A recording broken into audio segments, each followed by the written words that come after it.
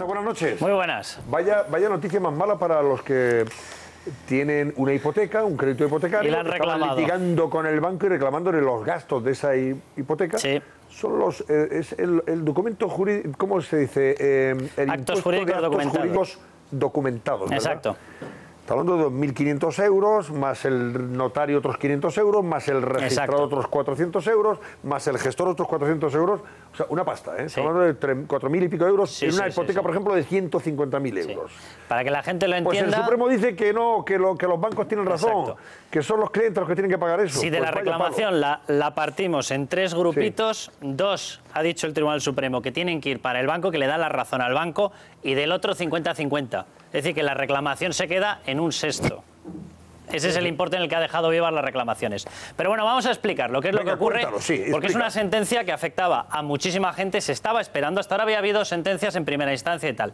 ¿Cuál es la importancia de esto? Que ha subido y ya es una sentencia que se tiene que cumplir por todos los tribunales, con lo cual tenemos jaleo. Bueno, el Supremo, ¿qué es lo que ha hecho? Ha respaldado, literalmente, yo creo que hay que decirlo así, a los bancos en el cobro de los impuestos de las hipotecas, y yo diría que incluso en la parte directamente de lo que llaman el timbre notarial, es decir, lo que te gastas cuando haces y levantas la fe pública a través de un notario, ¿no? Gastos de una hipoteca, vamos a explicarlos. Bueno, estos serán los...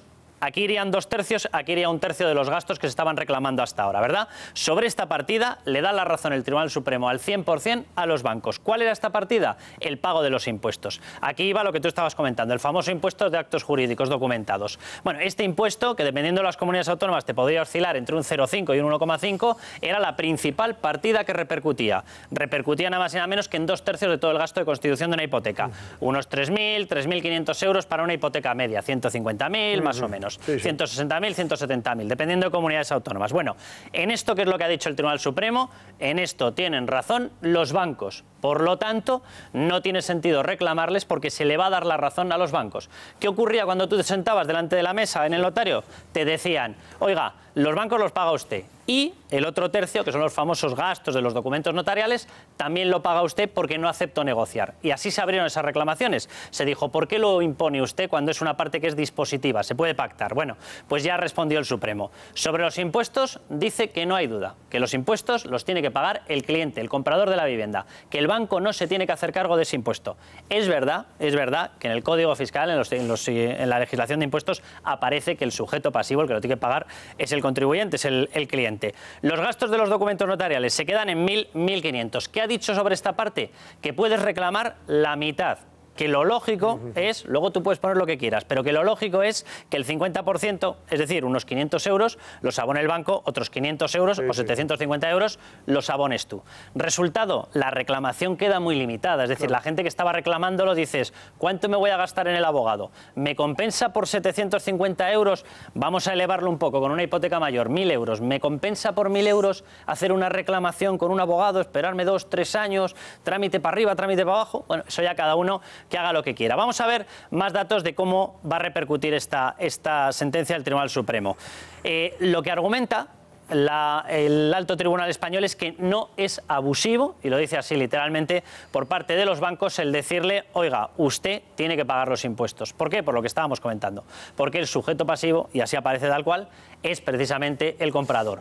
Con lo cual... ¿Qué hace el abogado del diablo? Sí. Te dan un dinero, tú has pedido un dinero para comprar un piso, te dan 200.000 euros o lo que te den. Y el comprador eres tú. Tiene un impuesto, el comprador eres tú, ese 1%, lo lógico, aunque no nos guste, es que te caiga a ti. Y si se lo haces pagar al banco, te lo va a repercutir. O sea, realmente la base inicial de la reclamación, y yo en eso le doy la razón a los tribunales de primera instancia, lo que decían es, independientemente de quién tenga razón, ¿por qué el banco no recordó que esa parte se podía pactar? Claro, es decir, claro, tú abres la negociación. Estaba dando la razón a los clientes hasta ahora. Efectivamente. En primera instancia, las sentencias daban razón a los Lo que les echó en cara a los bancos es, oiga, perfecto, si usted quiere, le recuerda y le dice, esto lo podemos pactar, pero que sepa que yo voy a presionar para que lo pague usted, porque en los impuestos pone que el pagador es usted. Sí, sí. ¿Qué es lo que le echaba en cara a los tribunales? Decía, no, es que usted ni siquiera ha recordado que esta parte se podía pactar. Bueno, aquí cambian las tornas. Resultado, ¿a quién puede afectar? Los procesos en curso, las reclamaciones que estaban ya abiertas, y todos tenemos en mente determinados nombres de despachos de abogados, que no diré yo para no hacer publicidad gratuita, pero bueno, bueno, los conoce todo el mundo,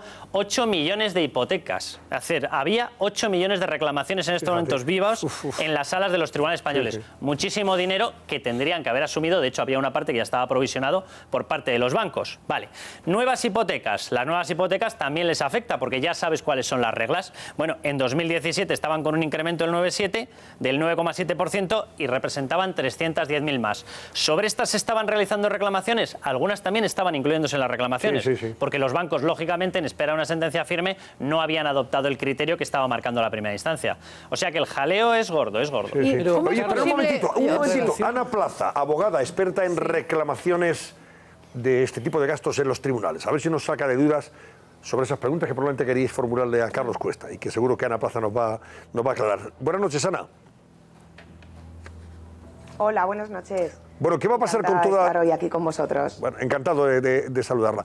¿Qué va a pasar con toda la gente que ahora mismo está precisamente inmersa en ese proceso de reclamaciones? Antes Cuesta nos decía 8 millones de hipotecas, o sea, 8 millones de reclamantes, seguramente. ¿Qué va a pasar con esta gente? ¿Compensa seguir adelante o ya pararse allí? Bueno, yo sin lugar a dudas creo que compensa continuar con los procedimientos. Todas aquellas personas que hayan iniciado una vez que salió la sentencia de diciembre del 2015, donde se declaraba la nulidad de esas cláusulas, donde declaraban que imponer al consumidor unilateralmente todos los gastos de la hipoteca, pues que esas cláusulas eran nulas.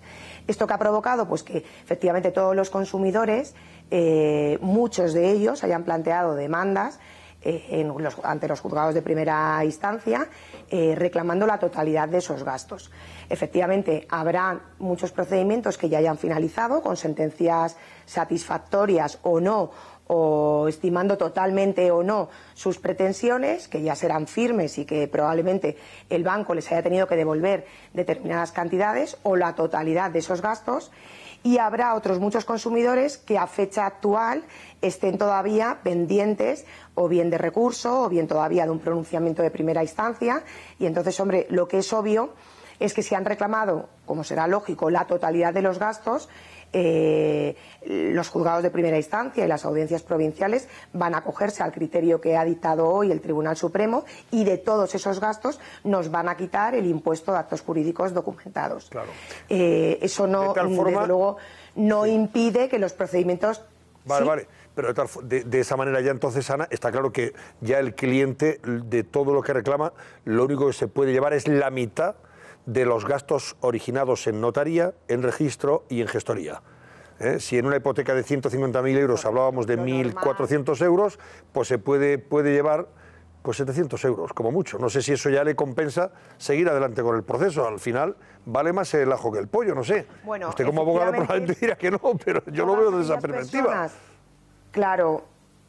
Sí, bueno, yo creo que ahora hay diferentes situaciones. Habrá muchos consumidores que hayan iniciado ya el procedimiento y habrá otros muchos consumidores que estén pendientes, como es el caso, nuestro despacho Plaza Abogados aconsejó a los clientes que nos plantearon, nos aconsejamos prudencia y precisamente esperar a que el Tribunal Supremo unificara el criterio. Ante la diversidad de las sentencias que estaba habiendo de las diferentes audiencias provinciales, era previsible que el Tribunal Supremo pudiera dictar una sentencia donde excluyera de todos estos gastos precisamente los impuestos, porque recordemos además que ya existía jurisprudencia del Tribunal Supremo de la Sala Contencioso Administrativo, incluso previa a la sentencia de diciembre del 2015 que declaró la nulidad de estas cláusulas, que consideraban que, puesto que el sujeto pasivo del impuesto es el prestatario, pues por lo tanto debe ser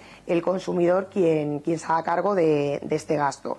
Desde nuestro despacho hemos iniciado todas las reclamaciones extrajudiciales y, si bien es cierto que las teníamos paradas hasta conocer el criterio unificado del Tribunal Supremo.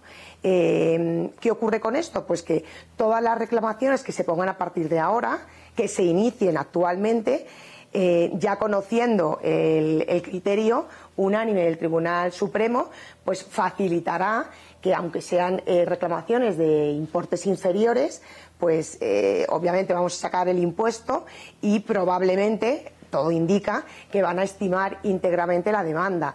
Entonces habrá una condena en costas y los honorarios de abogado y de procurador pues obviamente serán repercutidos al banco. Es decir, que aunque las cuantías de los procedimientos obviamente se aminoren, mínimo en 1/3, va a existir muchas más posibilidades de que todos los procedimientos se ganen.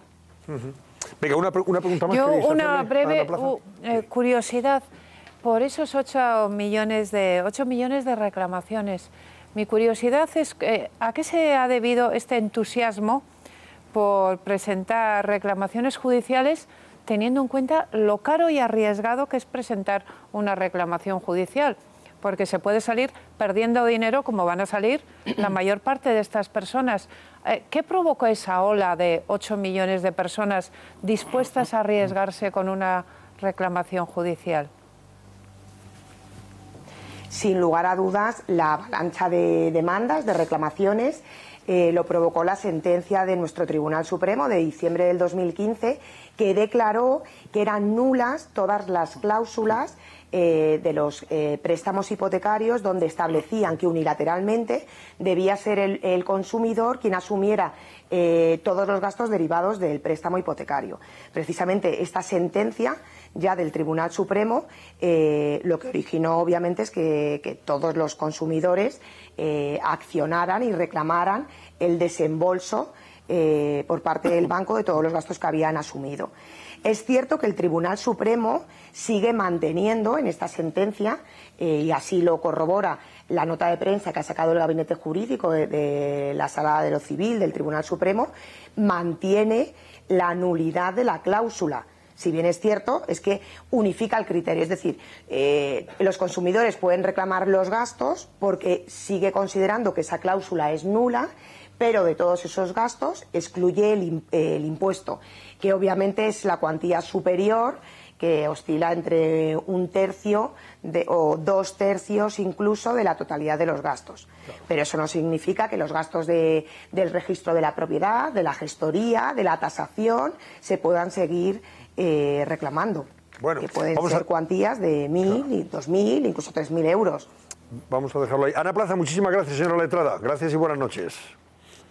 Muchísimas gracias y buenas noches. Buenas noches, Ana. Bueno, pues queda claro que al final la parte del León se la lleva la banca. El banco y los gana. bufetes de abogados. Ya, pero la parte de los digo porque el impuesto de actos jurídicos documentados ese es la parte mollar de demandas masivas con que preguntaba. Claro, que esa es la parte mollar de las hipotecas, de los gastos de la hipoteca. Eso ya el banco le da el Supremo da la razón al banco, con lo cual eso lo asumen los clientes.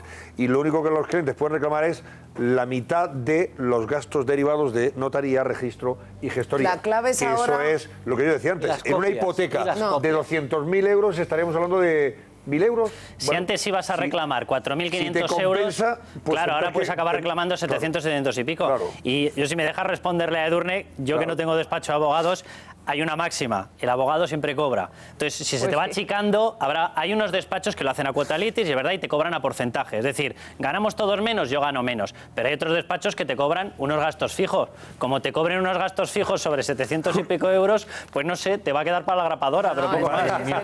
Te va a costar dinero. Yo creo que la clave es ahora... Por eso decía yo antes, te cuesta más el ajo que el pollo. De los que no han puesto demanda, si el Gobierno, como ocurrió con otras sentencias de gastos bancarios anteriores del Supremo, arbitra un procedimiento de arbitraje, o los que quieran recuperar la mitad de gastos de notaría tengan que pasar sí o sí por el juzgado. Eso es importante. Bueno, a ver, Carlos Cuesta, que ayer conocíamos, por ejemplo, unos datos muy interesantes desde el punto de vista fiscal e impositivo que evidencian cómo hay comunidades donde los ciudadanos que viven en esa comunidad pagan más impuestos que en otras comunidades. Y no porque el señor Montoro caprichosamente haya dicho estos, como viven aquí, van a pagar más que los que viven allí.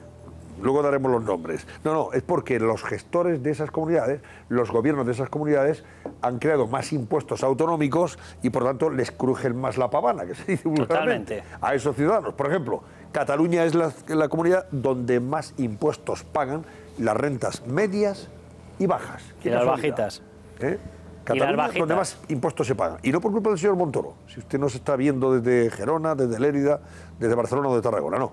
por culpa de los gobernantes que tienen ustedes. Hay una norma general y dentro de esa norma general tú te puedes mover. Bueno, pues los movimientos en el tipo máximo, el que afecta a las rentas mayores, llega hasta 4,5 puntos de diferencia entre unas comunidades autónomas y otras, entre Cataluña, más en concreto, y Madrid. Diferencias de 4,5 puntos, es decir, muchísimo.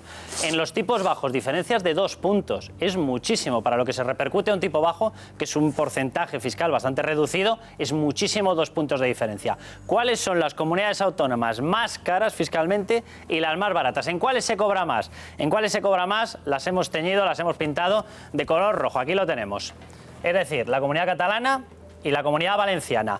¿Qué otra comunidad está en estos momentos? Lo estamos viendo ahí. En la Comunidad Extremeña también tenemos unos impuestos muy elevados. Las comunidades donde menos impuestos se ha pagado históricamente, Madrid, claramente, y cuidado, La Rioja, ¿eh? La Rioja casi siempre ha tenido unos impuestos muy bajitos. La explicación es muy sencilla. Ha tenido que pelearse con un régimen fiscal que tenía toda la capacidad normativa, que es el régimen vasco. Ha tenido que aprender a pelear, a sacar las suyas. Y Galicia también está entre las más bajas. Y Galicia también está entre las más baratas, efectivamente. Y son diferencias... Ahí porque los gobiernos autonómicos de esas comunidades no han creado nuevos impuestos y desde luego no han subido los impuestos no han utilizado la capacidad. Exacto, hay una capacidad normativa. Claro. El impuesto de la renta, para que la gente se haga una idea, no es uno, realmente son dos. Es una parte, se desdobla en dos impuestos, una es estatal, otra es autonómica. Aquí que dice la gente que no estamos descentralizados, que no, pues menos mal. Sí, el impuesto de la renta son dos. Bueno, pues tú tienes capacidad normativa sobre la parte autonómica. La puedes elevar, la puedes bajar. ¿Qué hizo Madrid? Bajarla. ¿Qué hizo Cataluña? Elevarla. Es así de sencillo. Para que se vea, perdón, yo como riojano, por alusiones, para que se vea este reino de taifas que tenemos, hay un polígono industrial en Logroño en el que una parte es La Rioja y otra parte es Navarra. Entonces tú tenías tu empresa aquí y pagabas más impuestos que si la tenías justo cruzada de esa raya, que ya es Navarra, porque tiene un régimen foral propio privilegiado. Entonces, efectivamente, había que luchar contra una injusticia que no tiene razón de ser. Es que es una, Carlos, es que es ¿en ese mapa has contado las comunidades con régimen foral? No, A ver, las comunidades con régimen foral, en este momento está ocurriendo una cosa muy curiosa. País Vasco más o menos ha mantenido su fiscalidad, pero Navarra la ha disparado. Sí. Es decir, en estos momentos las familias en Navarra están soportando unas subidas fiscales, cosa que no había ocurrido nunca. Siempre se había utilizado la capacidad fiscal propia para bajarlo y competir por atraer empresas. Ahora estamos en una nueva moda que utiliza la capacidad fiscal propia para espantar los negocios. Yo no me preguntéis por qué se hace esto, yo no tengo explicación. Claro. Los impuestos más bajos ahora mismo son en el País Vasco. En País Vasco. Sí. País Vasco, más que en las comunidades de régimen común. Efectivamente, lo que pasa es verdad, como decía Ignacio, que realmente compararla con el resto tiene un sistema, ellos recaudan, ellos saldan cuentas, voy a ser aquí un poco malo, diciendo ellos lo que han recaudado, que a lo mejor no coincide demasiado con lo que realmente se ha recaudado, y siempre les sale el saldo muy favorable, muy favorable. Y el cupo es muy generoso. El cupo, el famoso cupo. Sí, señor. Carlos Cuesta, muchísimas gracias y buenas noches. A vosotros. Carlos, un placer como siempre.